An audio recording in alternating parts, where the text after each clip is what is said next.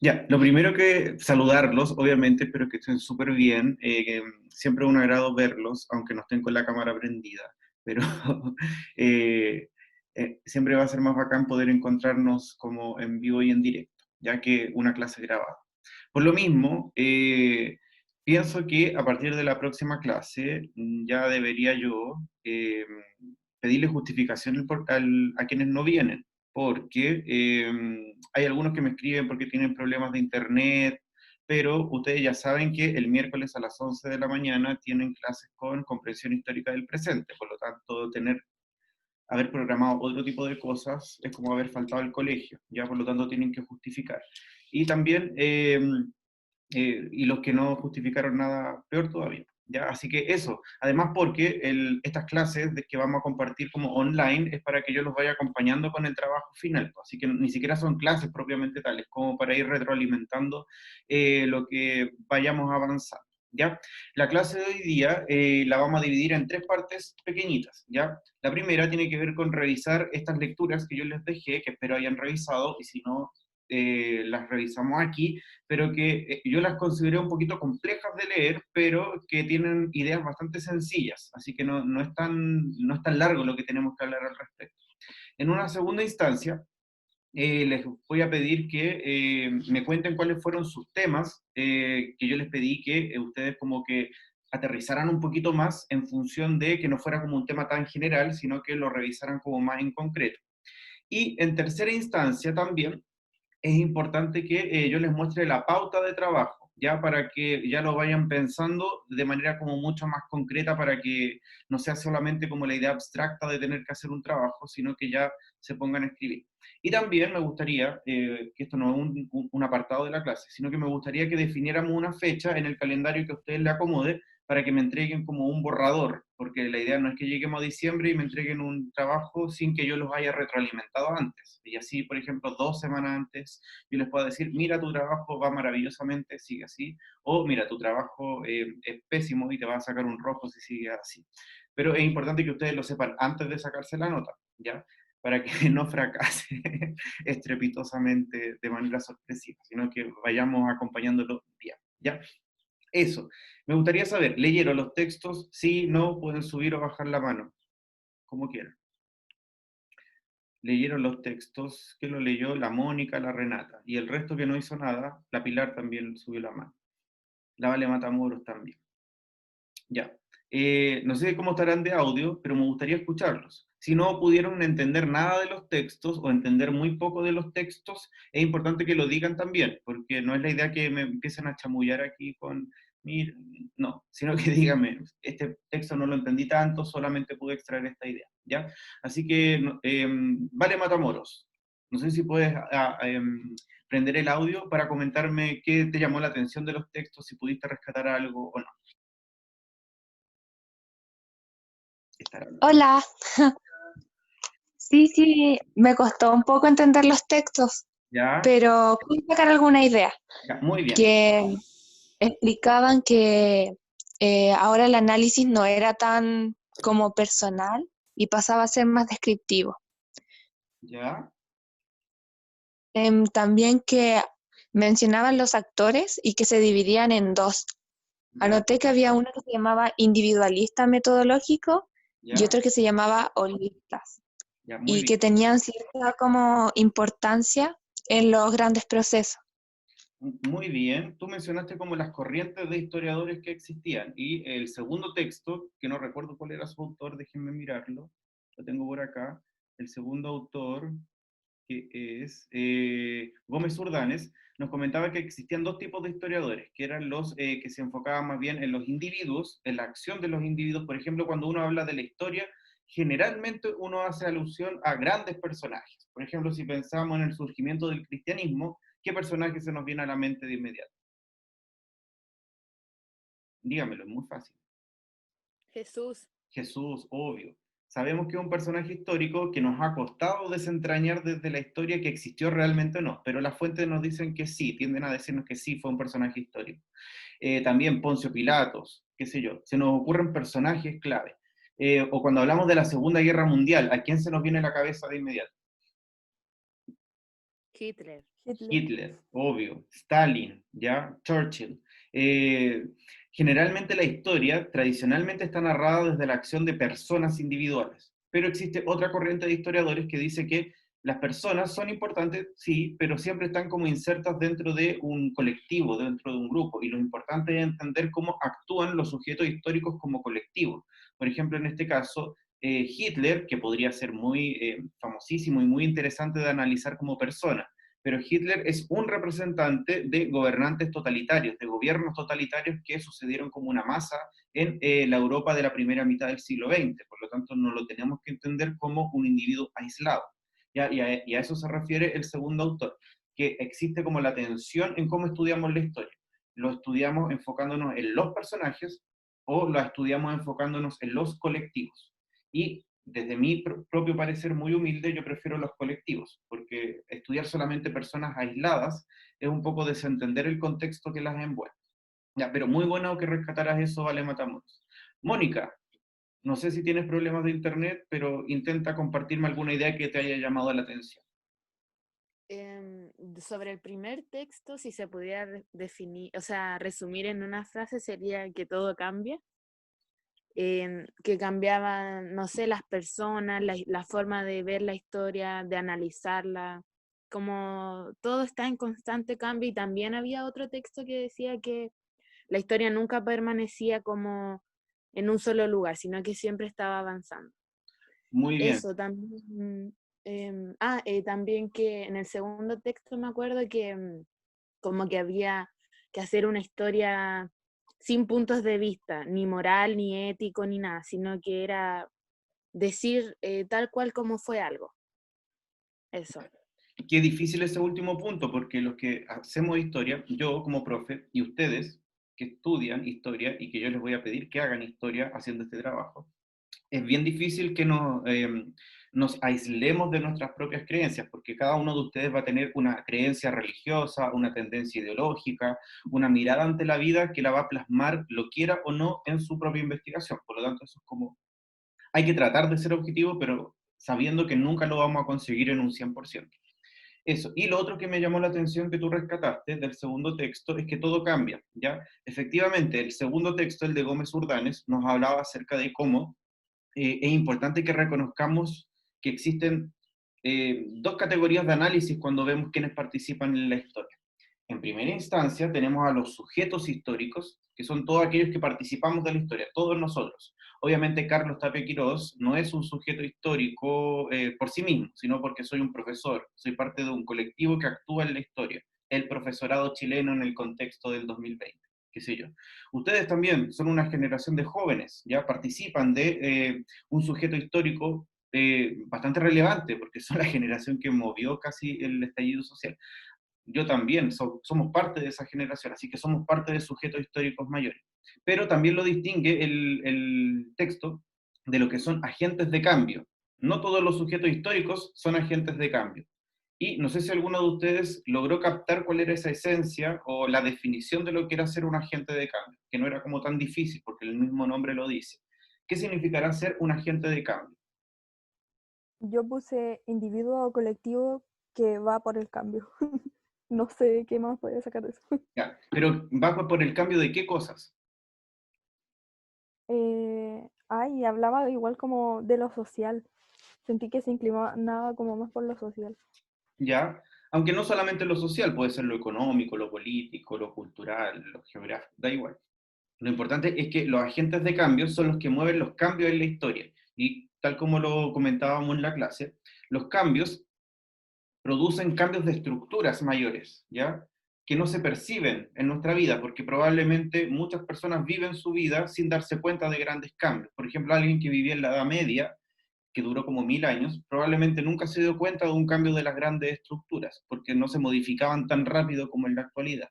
En cambio, ustedes sí son testigos de cambios y de transformaciones de estructuras. A ustedes les tocó vivir el Chile antes del estallido social y les va a tocar también vivir el Chile después del estallido social, que muy seguramente va a marcar cambios en la estructura económica de nuestro país y en la estructura política, por cierto, porque vamos a iniciar un nuevo periodo con una nueva constitución. ¿ya? Yo hasta ahora solamente había vivido bajo la Constitución del 80, bajo los gobiernos democráticos de la transición, con el modelo económico neoliberal, y ahora recién yo voy a ser testigo, partícipe muy poco, pero testigo sobre todo de estas grandes transformaciones de la estructura que vive nuestro país, ¿ya? Y sobre todo también con la pandemia, quién sabe qué transformaciones sociales, culturales, sanitarias vamos a tener que vivir. Así que el agente de cambio es el que provoca o mueve los cambios históricos, pero no todos los sujetos históricos generan esos cambios. Algunos sujetos actúan manteniendo esas grandes estructuras, ¿ya? Pero es importante hacer esa distinción. No sé si alguno tiene alguna otra idea que quiera compartir respecto al texto, pero esas son ideas que me gustaría, que me gustó en realidad, ya han pasado, que las compartiera.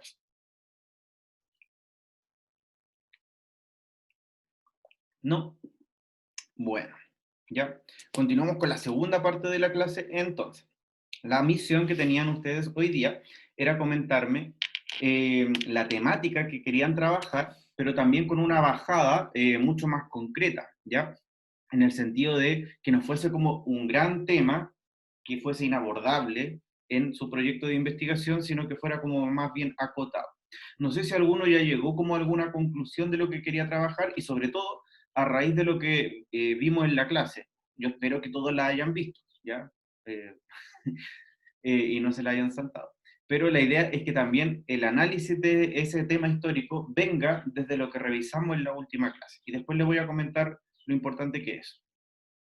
No sé quién quiere partir, si llegó alguien como algún tema más específico para que guardárselo así y comentármelo de inmediato. Profesor, porque al final le dije que iba a ser de la Unidad Popular, pero le dije que específicamente.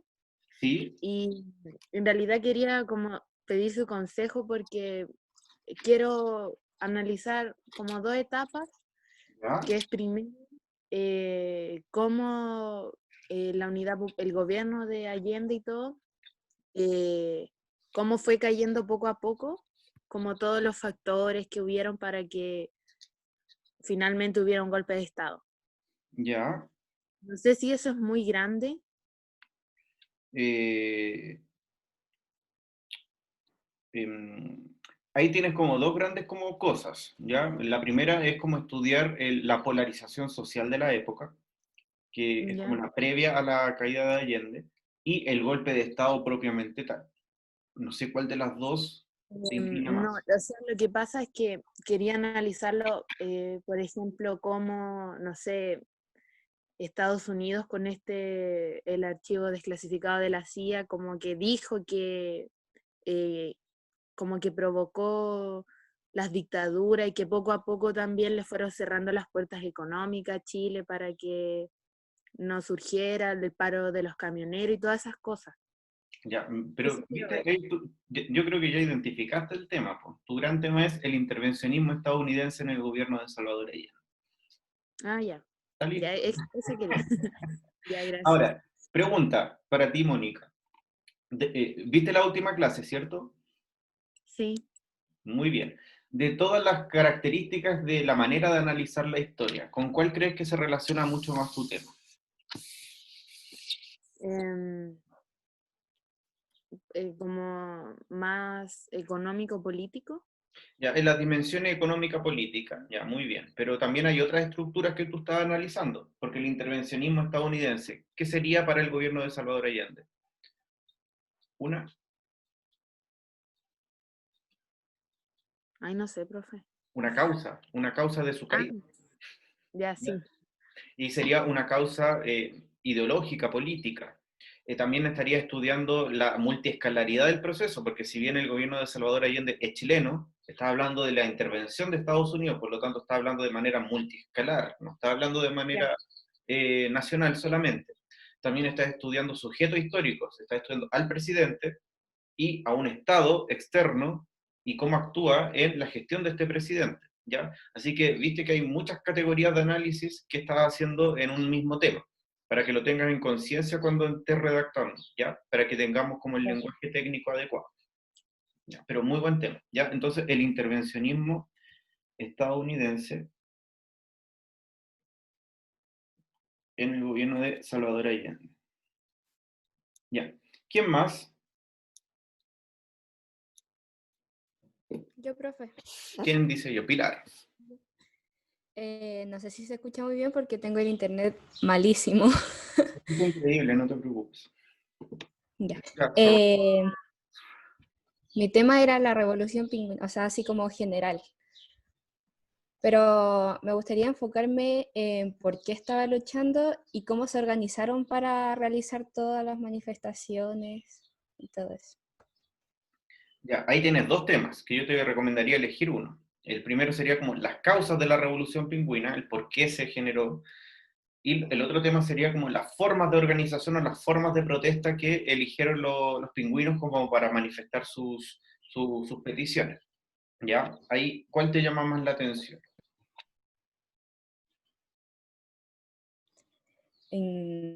Ay, no sé, es que me gustaban los dos, pero usted, ayúdeme. O ¿Qué sea, recomienda? te tiene que gustar a ti, po. Es que no sé.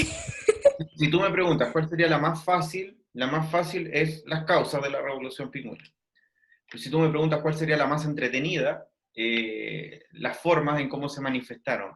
Porque las causas va a tener que leer, o sea, siempre hay que leer mucho, pero las causas ya están como, las va a tener que recolectar en un documento escrito. En cambio, las formas va a tener que investigar prensa, analizar fotografías, analizar videos de YouTube, qué sé yo. Quizá el proceso de recolección de información va a ser como más entretenido en la segunda categoría, pero va a ser más fácil con la primera. Así que tú Mm, decides. yo creo que, ¿cómo se organizaron? ¿Cómo se organizaron las causas? No, ¿cómo se organizaron ellos para manifestarse? Las formas de manifestación. Sí. Ah, ya, perfecto. Entonces te anoto con eso. Revolución pingüina, formas de manifestación. Ya. ¿Y en qué categorías de análisis estarías tú ahí? Mm, De las que vimos en la clase. ay, no sé. Cuando estaba hablando de la revolución pingüina, ¿quiénes participaron ahí? Los estudiantes.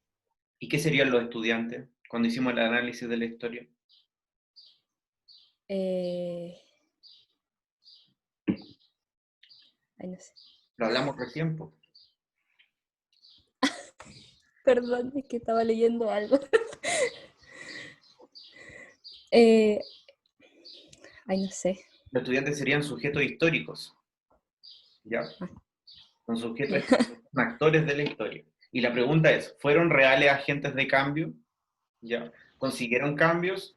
Uno podría decir que a largo plazo sí consiguieron algunos cambios. A corto plazo no sé si fue tan efectiva la revolución pingüina, pero esa es una pregunta que deberías resolver tú y no yo, con las fuentes que recopiles, ¿ya? Pero te dejo esas Ya, preguntas como ideas generales.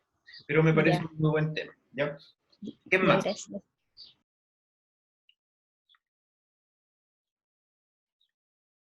Si no me dice nadie, voy a empezar yo dedocráticamente. Profe, ¿se me escucha? David, Sí, se me escucha.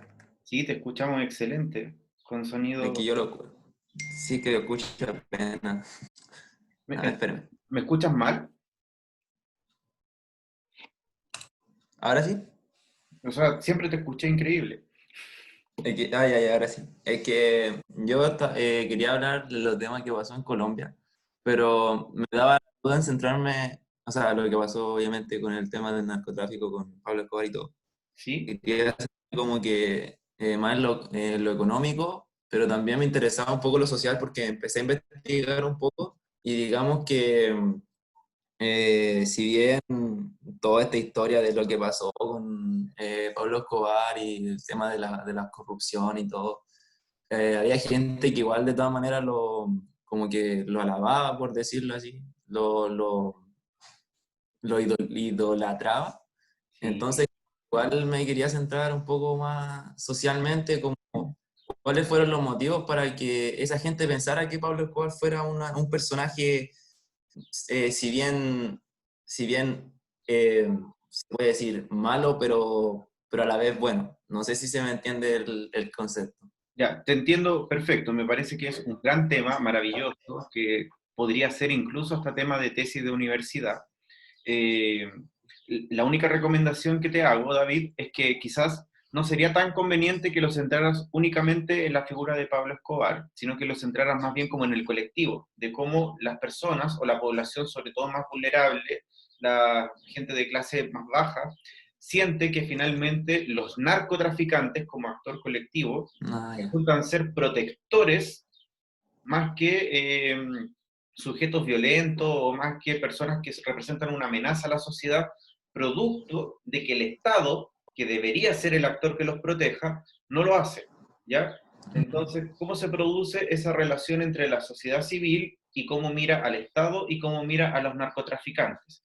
Puedes usar el ejemplo de Pablo Escobar, pero te recomiendo que no lo centres solamente en él, sino que cómo los narcotraficantes logran penetrar en las grandes poblaciones y al final consiguen apoyo por parte de las personas, consiguen que los oculten, incluso consiguen que los apoyen, porque los narcotraficantes parece que protegen más a la población vulnerable que u ofrecen más oportunidades de desarrollo que el propio Estado. Entonces creo que ahí hay un tema súper relevante y súper importante que podrías investigar si es que no lo centras solamente con el caso de Pablo Escobar. Ya, ya. Porque O sea, ahí en narcotraficante en general.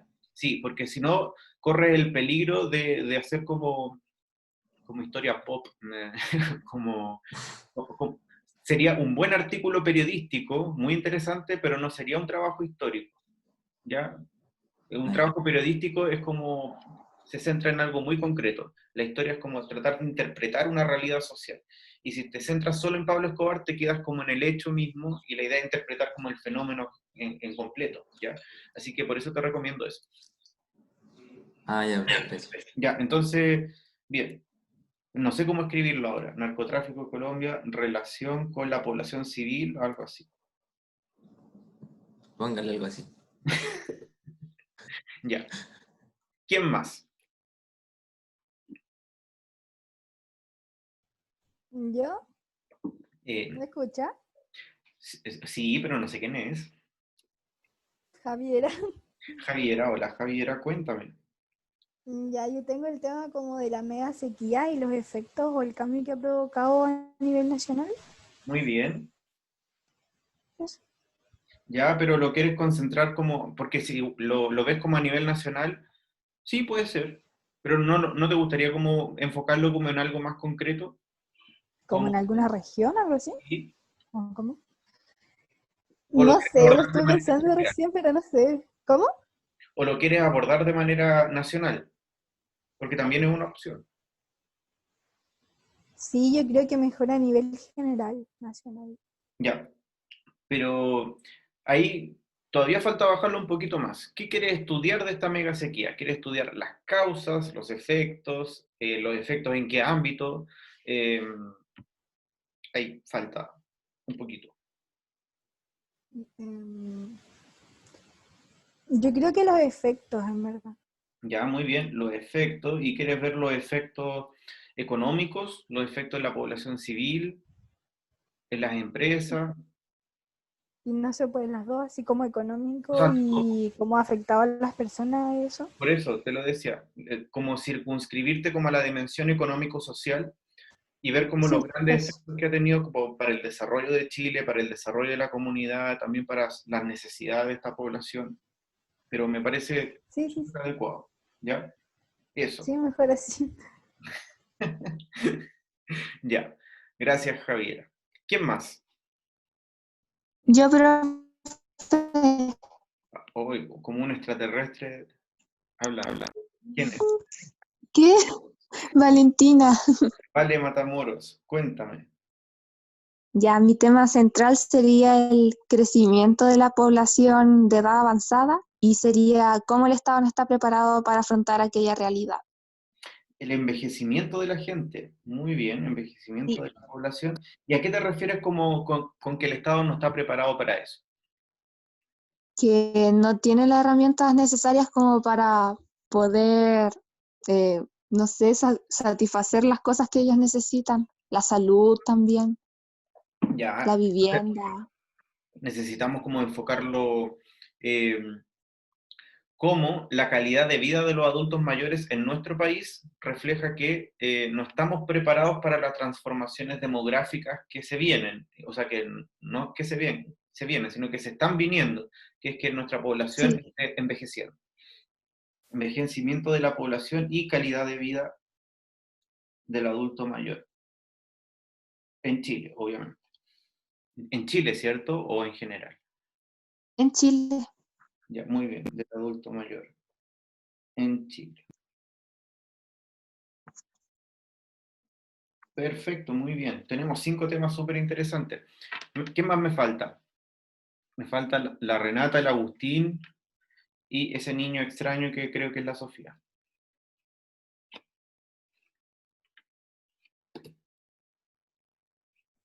Ya, profe, yo. Hola, ¿cómo estás? ¿Y usted, profe? Increíble. Cuéntame. Voy a hablar sobre el tema de la dictadura, pero enfocado en la parte militar, enfocado en un ámbito social. Pero Ya, no sé si está bien.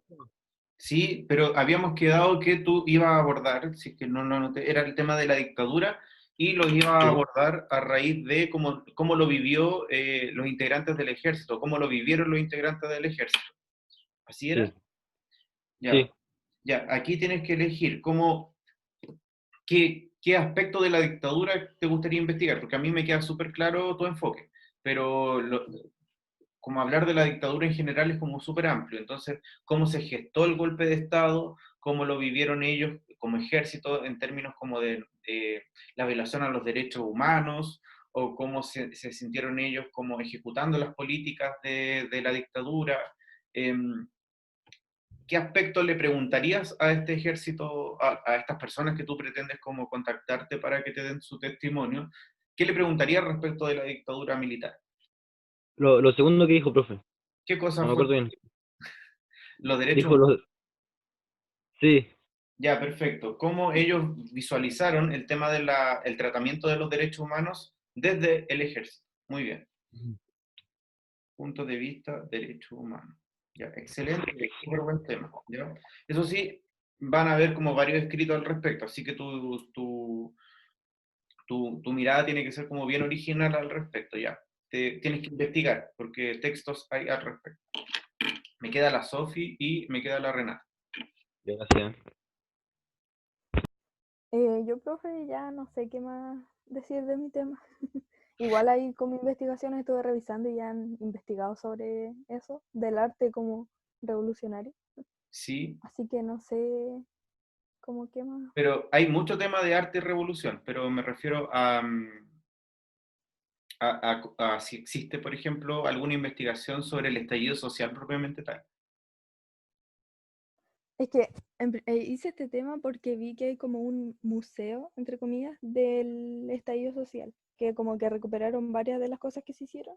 ¿Sí? Eso, Ya, así pero que no sé.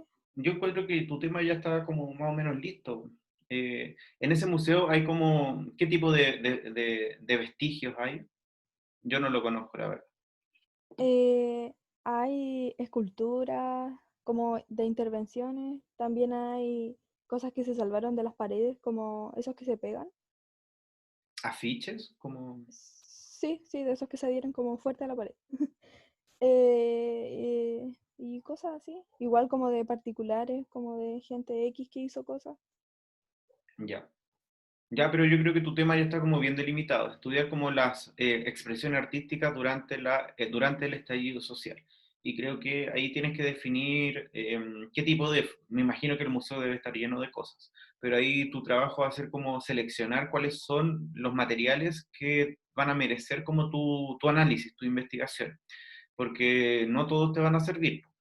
Ya a lo mejor te quieres enfocar como en las expresiones colectivas que se generaron durante la protesta y no las que tengan que ver como con la creación personal de alguien X, que lo quiso exponer ahí en el museo. Pero ahí creo que tu tema ya está como bien clarito, así que dale Ah, nomás, ya, ¿ya? ya. Y me Ya. queda la Sofía, Ya, yo quiero, es que no sé, en verdad que estaba pensando en hacerlo del cambio climático, ¿ya? pero no sé cómo abordarlo. Pero hablemos ahora, po. Tenemos 6 minutos. Ya. Es que lo quería tomar como social, como la, no ¿Ya? sé. pero no Primero, sé cómo... el cambio climático es un tema súper grande que tiene múltiples efectos, múltiples manifestaciones. ¿Qué manifestación del Ujú. cambio climático te gustaría abordar a ti? Por ejemplo, Em, abordó el tema de la megasequía, por ejemplo.